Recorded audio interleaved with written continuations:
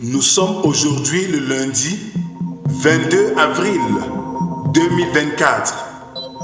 Mère Teresa disait ceci: se connaître nous fait plier le genou, posture indispensable à l'amour, car la connaissance de Dieu engendre l'amour et la connaissance de soi engendre l'humilité.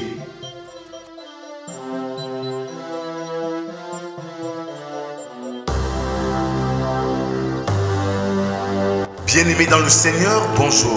Nous sommes réunis ce matin, comme chaque lundi à vendredi, dans le cadre de la méditation quotidienne.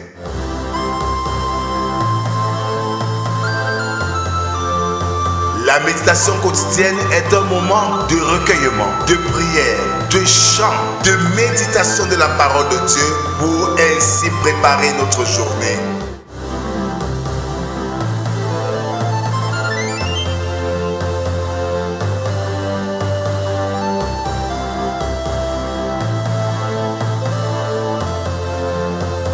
Pour vous servir, le pasteur Rodrigue Cash de l'église évangélique du Cameroun. Alors bien-aimés, ouvrons nos cantiques sur les ailes de la foi. Numéro 392, celui qui met en Jésus. Celui qui met en Jésus une pleine confiance, jamais ne chancelle plus, complet est sa délivrance. Par la foi, nous marcherons, par la foi, nous triompherons.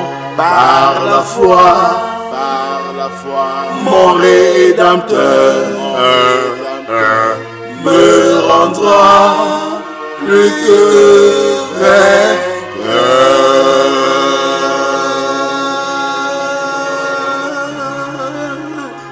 Alors bien-aimés, continuons à adorer notre Dieu avec le psaume du jour, le psaume numéro 15, qui stipule ceci dans ces 5 strophes. Ô Éternel, qui séjournera dans ta tente? Qui demeurera sur ta montagne sainte? Celui qui marche dans l'intégrité, qui pratique la justice et qui dit la vérité selon son cœur.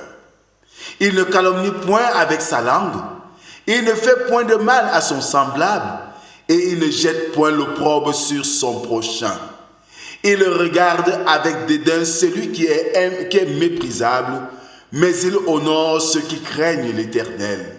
Il ne se rétracte point s'il fait un serment à son préjudice.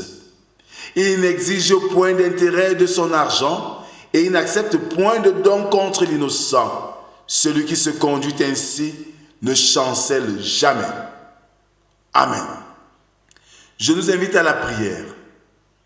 Seigneur notre Dieu, nous voici réunis devant toi ce matin comme chaque jour, à l'attente de ta manifestation par ta parole. Oui, nous avons soif de cette parole, Seigneur, qui nous donne le sens réel de notre vie. Viens, Seigneur, parle. Nous, tes enfants, t'écoutons. Amen. Ce matin, nous méditons dans l'épître de Paul aux Corinthiens, premier épître de Paul aux Corinthiens, chapitre 1, versets 18 à 25. Là, il est écrit: car la prédication de la croix est une folie pour ceux qui périssent, mais pour nous qui sommes sauvés, elle est une puissance de Dieu.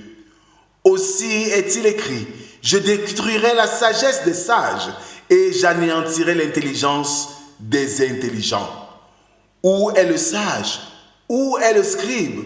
Où est le disputeur de ce siècle? Dieu n'a-t-il pas convaincu de folie la sagesse du monde? Car puisque le monde, avec sa sagesse, n'a point connu Dieu dans la sagesse de Dieu, il a plu à Dieu de sauver les croyants par la folie de la prédication.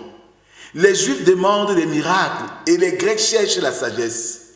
Nous nous prêchons Christ crucifié, scandale pour les Juifs et folie pour les païens. Mais puissance de Dieu et sagesse de Dieu pour ceux qui sont appelés, tant juifs que grecs, car la folie de Dieu est plus sage que les hommes, et la faiblesse de Dieu est plus forte que les hommes. Amen. Bien-aimé dans le Seigneur, Paul avait été élevé dans l'enseignement juif. Mais la prédication claire de Jésus crucifié était plus puissante que toute éloquence et philosophie du monde païen. Celle-ci est la somme de la substance de l'évangile de ce jour. Christ crucifié est la fondation de tous nos espoirs, la fontaine de toutes nos joies. Et par sa mort, nous vivons. La prédication du salut pour les pécheurs perdus par la souffrance de la mort du Fils de Dieu, si elle est expliquée et fidèlement appliquée, apparaît comme une bêtise à ceux qui sont dans le chemin de la destruction. L'essentiel avide, orgueilleux et ambitieux voient que l'évangile s'oppose à leur poursuite préférée. Mais ceux qui reçoivent l'évangile et sont éclairés par l'Esprit de Dieu voient plus de la sagesse de Dieu et de la puissance dans la doctrine de Christ crucifié que dans toutes les autres œuvres. Dieu a laissé une grande partie du monde suivre les dictats de la raison de sauver ceux qui croient par la folie de la prédication, mais par ce qui pourrait être appelé avec raison une prédication folle. Mais la chose prêchée était une bêtise pour les hommes ayant la sagesse du monde. L'évangile a toujours été et sera toujours une bêtise pour tous ceux qui sont sur la route de la destruction. Le message de Christ délivré clairement a toujours été un poteau indicateur fiable par lequel les hommes peuvent savoir sur quelle route ils voyagent sur cette terre. Mais la doctrine du salut, par la foi dans un sauveur crucifié, Dieu dans une nature humaine, achetant l'Église avec son propre sang pour sauver les multitudes de croyants de l'ignorance, des illusions et du vice. Même si elle est une doctrine méprisée, elle a été bénie à toute époque. Et les plus faibles instruments que Dieu utilise sont plus forts dans leurs effets que les plus forts que les hommes peuvent utiliser. Il n'y a pas de sottise ou de faiblesse en Dieu, si ce n'est celle que les hommes considèrent comme telle pour se convaincre de leur sagesse sordide et de leur force. Bien-aimé, le monde rejettera Christ, mais sois sage, accroche-toi à lui, parce que la sagesse de Dieu est folie pour le monde. Que le Seigneur bénisse en nous la méditation de sa parole et surtout qu'il nous aide à la mettre en pratique.